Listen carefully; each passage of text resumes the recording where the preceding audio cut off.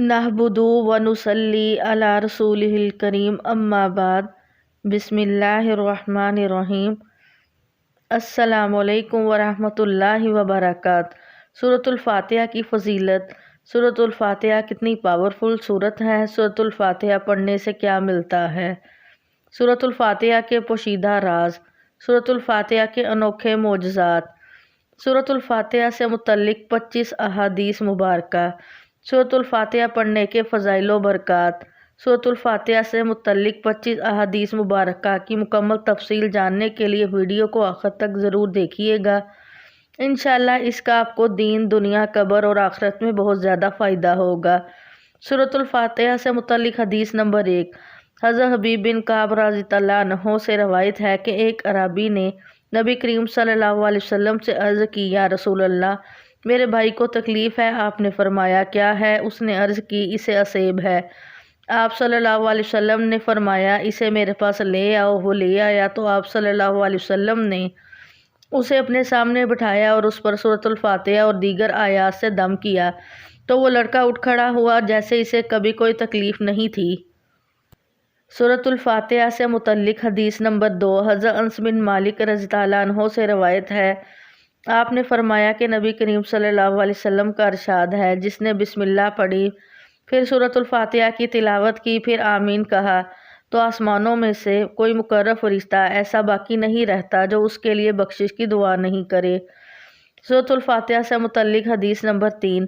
حضرت علی رضی اللہ عنہ فرماتے ہیں، اگر میں سورۃ الفاتحہ کی تفسیر بیان کروں تو اس سے 70 اونٹ بھر جائیں۔ حضرت علی رضی اللہ عنہ نے فرمایا، سورۃ الفاتحہ قرآن کی سر کی حدیث رکھتی ہے اور یہ قرآن کا ستون ہے اور قرآن کے کوہان یعنی بلند چوٹی کی مانند ہے، اور اس میں اللہ تعالیٰ کے 5 اسما ہیں اور یہ 5 نام عظیم الشان اور برکت اور فضیلت کے حامل ہیں، اور یہ ان 5 رفیق المرتب طب اسما کی خصوصیت ہے کہ اللہ تعالیٰ نے سورۃ الفاتحہ کو قرآن کی بنیاد اور کلید قرار دیا ہے اور اسے نماز کی کاملیت کا سبب بنایا ہے، اور سورۃ الفاتحہ کو انہی 5 اسما کی برکت سے باقی صورتوں پر فضیلت حاصل ہے۔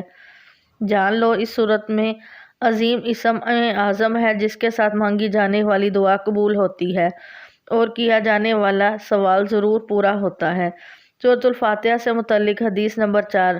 ام المومنین سیدہ عائشہ صدیقہ رضی اللہ عنہا سے روایت ہے کہ نبی کریم صلی اللہ علیہ وسلم نے ارشاد فرمایا، جو شخص 4 مرتبہ الحمدللہ رب العالمین کہے اور پھر 5ویں بار کہے تو اللہ کی طرف سے ایک فرشتہ اسے آواز دیتا ہے جہاں سے وہ سن سکے، اے بندے، بے شک اللہ تیری طرف متوجہ ہے، تو اس سے مانگ جو تو چاہتا ہے۔ سورۃ الفاتحہ سے متعلق حدیث نمبر 5۔ نبی کریم صلی اللہ علیہ وآلہ وسلم نے ارشاد فرمایا، جو اپنے گھر میں داخل ہوا اور سورۃ الفاتحہ اور سورۃ اخلاص پڑھے تو اللہ اس کے گھر میں کثیر برکات عطا فرما کے اس کی مفلسی کو دور فرما دیتا ہے۔ سورۃ الفاتحہ سے متعلق حدیث نمبر 6۔ حضرت ابو ہریرہ رضی اللہ عنہ نبی کریم صلی اللہ علیہ وسلم سے روایت کرتے ہیں، اللہ تعالیٰ فرماتا ہے، میں نے نماز کو اپنے اور بندے کے مابین آدھا آدھا بانٹ لیا ہے، پس آدھی میرے لیے ہے اور آدھی میرے بندے کے لیے، اور میرا بندہ جو دعا مانگے وہی پائے گا۔ جب بندہ کہتا ہے الحمدللہ رب العالمین تو حق تعالیٰ شانہ فرماتا ہے، حمدی عبدی، یعنی میرے بندے نے میری تعریف کی، اور جب بندہ کہتا ہے الرحمن الرحیم تو اللہ فرماتا ہے، اس نے علی عبدی، یعنی میرے بندے نے مجھے سراہا، اور جب بندہ کہتا ہے مالک یوم الدین تو حق تعالیٰ شانہ فرماتا ہے، مجدی عبدی، یعنی میرے بندے نے میری تعظیم کی، اور جب بندہ کہتا ہے ایاک نعبد و ایاک نستعین تو رب تعالیٰ شانہ فرماتا ہے،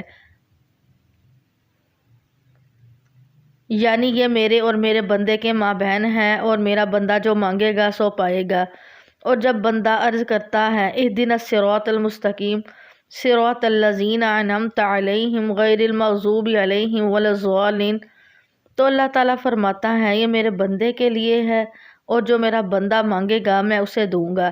سورۃ الفاتحہ سے متعلق حدیث نمبر 7۔ حضرت ابو قلابہ رضی اللہ عنہ سے روایت ہے کہ نبی کریم صلی اللہ علیہ وسلم نے ارشاد فرمایا، جس نے کسی کام کے شروع میں سورۃ الفاتحہ پڑھی وہ ایسا ہے جیسے راہ خدا میں ہونے والی جنگ کی فتح میں شامل ہوا، اور جس نے کام مکمل کرنے پر سورۃ الفاتحہ پڑھی اس شخص کی طرح ہے جو کثیر مال یعنی سارے کا سارا مال راہ خدا میں تقسیم کر دے۔ سورۃ الفاتحہ سے متعلق حدیث نمبر 8۔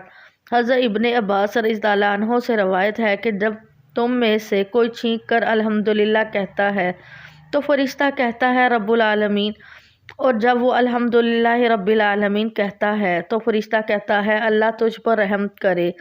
سورۃ الفاتحہ سے متعلق حدیث نمبر 9۔ حضرت ابو ہریرہ رضی اللہ عنہ سے روایت ہے کہ نبی کریم صلی اللہ علیہ وسلم نے ارشاد فرمایا، جب امام آمین کہے تو تم بھی کہو، بلا شبہ جس کی آمین فرشتوں کی آمین سے مل گئی اس کے سابقہ گناہ معاف ہو جاتے ہیں۔ ایک روایت میں ہے جب تم فرش پر آمین کہتے ہو تو فرشتے آسمانوں میں آمین کہتے ہیں۔ سورۃ الفاتحہ سے متعلق حدیث نمبر 10۔ حضرت ابو سعید بن مولوی رضی اللہ عنہ سے روایت ہے کہ ایک مرتبہ میں نماز پڑھ رہا تھا کہ نبی کریم صلی اللہ علیہ وسلم نے مجھے بلایا، لیکن میں نماز پڑھ کر ہی حاضر خدمت ہوا تو آپ صلی اللہ علیہ وسلم نے فرمایا، میرے پاس آنے سے تجھے کس چیز نے روکا؟ میں نے عرض کیا کہ میں نماز پڑھ رہا تھا تو آپ صلی اللہ علیہ وسلم نے فرمایا کہ اللہ تعالیٰ نے نہیں فرمایا؟ ترجمہ: اے ایمان والو، جب تمہیں اللہ اور اس کے رسول بلائیں تو فوراً حاضر ہوا کرو۔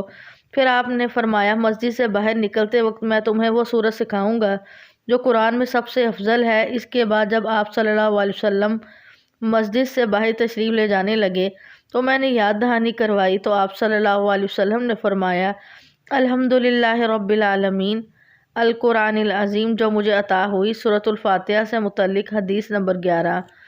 حضرت عبداللہ بن عباس رضی اللہ عنہ سے روایت ہے کہ نبی کریم صلی اللہ علیہ وسلم ہمارے درمیان تشریف فرما تھے اور جبرائیل امین علیہ السلام بھی حاضر خدمت ہوئے۔ اچانک جبرائیل علیہ السلام نے اوپر کی طرف سے ایک آواز سنی اور آسمان کی طرف نگاہ اٹھائی اور عرض کیا، یہ آسمان کا ایک دروازہ ہے جو آج کھلا ہے اور آج سے پہلے کبھی نہیں کھلا۔ اس دروازے سے ایک فرشتہ اترا اور بارگاہ رسالت میں حاضر ہوا۔ جبرائیل علیہ السلام نے فرمایا، یہ فرشتہ ہے جو زمین پر نازل ہوا ہے اور اس سے پہلے کبھی نیچے نہیں اترا۔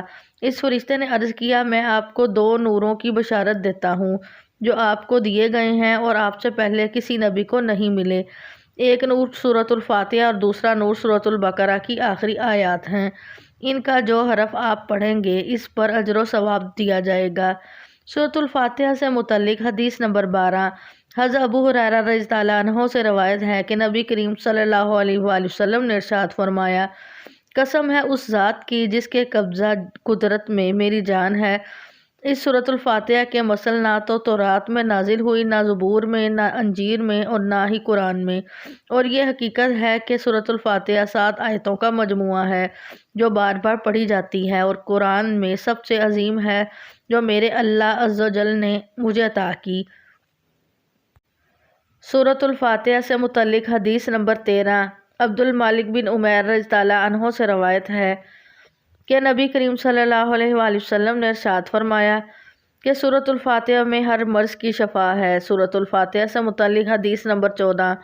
حضرت عبداللہ بن جابر رضی اللہ عنہ سے روایت ہے کہ نبی کریم صلی اللہ علیہ وسلم نے ارشاد فرمایا، کیا تمہیں قرآن کی سب سے افضل سورت نہ بتاؤں؟ میں نے عرض کیا، کیوں نہیں یا رسول اللہ؟ آپ نے فرمایا، فاتحہ الکتاب روی کہتے ہیں کہ یہ بھی فرمایا کہ اس میں ہر مرض کی شفا ہے، اور انہی سے ہی روایت ہے کہ سورۃ فاتحہ ہر چیز کے لیے شفا ہے سوائے موت کے۔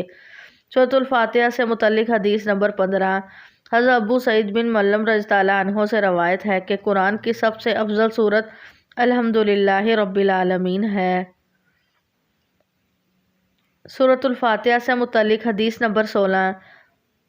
حضرت ابن عباس رضی اللہ عنہ سے روایت ہے کہ سورۃ الفاتحہ 1/3 قرآن کے برابر ہے۔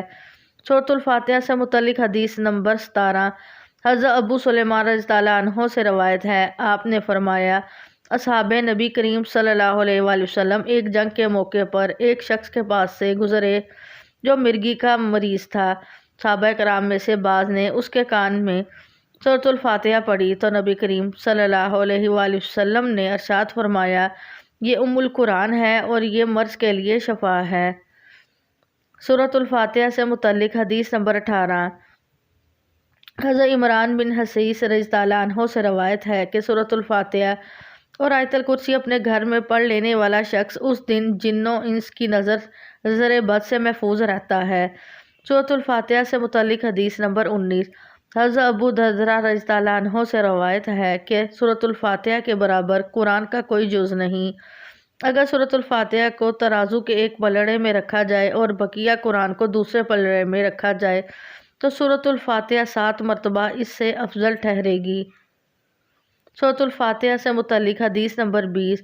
حضرت سیدنا انس رضی اللہ عنہ سے روایت ہے، جب تم سونے کے لیے بستر پر جاؤ اور سورۃ الفاتحہ اور سورۃ الاخلاص کی تلاوت کر لو تو سوائے موت کے تم ہر چیز سے محفوظ ہو جاتے ہو۔ سورۃ الفاتحہ سے متعلق حدیث نمبر 21۔ نبی کریم صلی اللہ علیہ وسلم نے ارشاد فرمایا، جس نے بارش کے پانی پر 70 بار سورۃ الفاتحہ، 70 بار آیت الکرسی، 70 بار سورۃ الاخلاص اور 70 بار سورۃ الفلق اور 70 بار سورۃ الناس پڑھ کے دم کیا تو قسم ہے اس ذات کی جس کے قبضے قدرت میں میری جان ہے، جبرائیل امین علیہ السلام نے آ کر مجھے بتایا کہ جو کوئی اس پانی کو 7 دن متواتر پی لے گا تو اللہ تعالیٰ اسے ہر مرض سے جو اس کے بدن میں ہے شفا اور عافیت دے گا، حتیٰ کہ اس مرض کا اثر اس کی رگوں، ہڈیوں، گوشت اور تمام اعضاء سے نکال دے گی۔ سورۃ الفاتحہ سے متعلق حدیث نمبر 22۔ حضرت سیدہ اسماء بنت ابی بکر رضی اللہ عنہا فرماتی ہیں، جو شخص جمعۃ المبارک کے دن امام کے سلام پھیرنے کے بعد سورۃ الفاتحہ، سورۃ الاخلاص، سورۃ الفلق اور سورۃ الناس 7 بار پڑھ لے تو اللہ تعالیٰ اگلے جمعے تک اس کے دین، دنیا اور اہل اور اولاد کو محفوظ فرما دے گا۔ حضرت سیدنا امام جعفر صادق رضی اللہ عنہ فرماتے ہیں، جو شخص برتن میں پانی لے کر 40 مرتبہ اس پر سورۃ الفاتحہ تلاوت کرے اور کسی بیمار کے چہرے پر اس کے چھینٹے مارے تو اسے صحت عطا ہوگی اور بخار جاتا رہے گا۔ سورۃ الفاتحہ سے متعلق حدیث نمبر 23۔ حضرت ابو ہریرہ رضی اللہ عنہ روایت کرتے ہیں کہ نبی کریم صلی اللہ علیہ وسلم نے مجھے حکمہ ارشاد فرمایا کہ وہ نماز جس میں سورۃ الفاتحہ نہ پڑھی جائے ناقص یعنی نامکمل ہے۔ سورۃ الفاتحہ سے متعلق حدیث نمبر 24۔ نبی کریم صلی اللہ علیہ وسلم نے فرمایا کہ قسم ہے اس ذات کی جس کے قبضے میں میری جان ہے کہ اس سورۃ الفاتحہ کی نظیر نہ تورات میں، نہ ذیل ہوئی، نہ انجیل اور نہ زبور میں اور نہ خود قرآن کریم میں کوئی دوسری سورت اس کے مثل ہے۔ سورۃ الفاتحہ سے متعلق حدیث نمبر 25۔ نبی کریم صلی اللہ علیہ وسلم نے فرمایا کہ سورۃ الفاتحہ ہر بیماری کی شفا ہے۔ حدیث میں نبی کریم صلی اللہ علیہ وسلم نے فرمایا کہ قرآن کریم کی سب سورتوں میں عظیم ترین سورت الحمدللہ رب العالمین ہے۔